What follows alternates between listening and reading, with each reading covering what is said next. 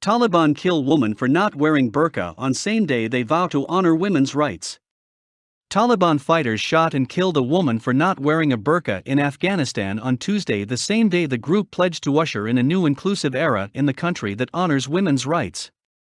A photo emerged of a woman in Takhar province lying in a pool of blood, with loved ones crouched around her, after she was killed by insurgents for being in public without a head covering, according to Fox News.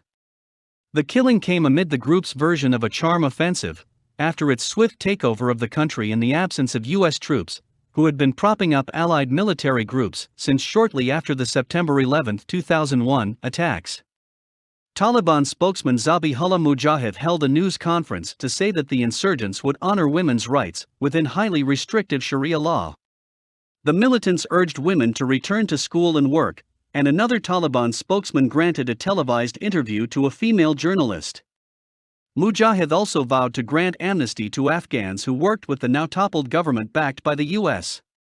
When the Taliban ruled Afghanistan before September 11, they prevented women and girls from leaving the house without a male chaperone and did not allow them to work or receive an education. Insurgents also vowed Tuesday not to interfere with U.S.-led evacuation efforts of Westerners and their Afghan allies, but were instead reported to be controlling the entrances of Hamid Karzai International Airport and attacking those who were trying to flee.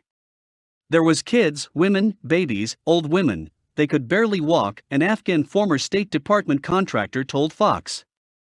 They are in a very, very bad situation, I'm telling you.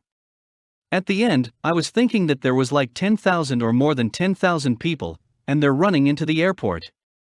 The Taliban were beating people and the people were jumping from the fence, the concertina wire, and also the wall. Elsewhere in Kabul, Taliban fighters were recorded shooting guns as they patrolled neighborhoods that are home to activists and government workers, according to the report. Militants were looking for people who had helped the U.S. and had questioned the former defense contractor's neighbors about him, according to the report.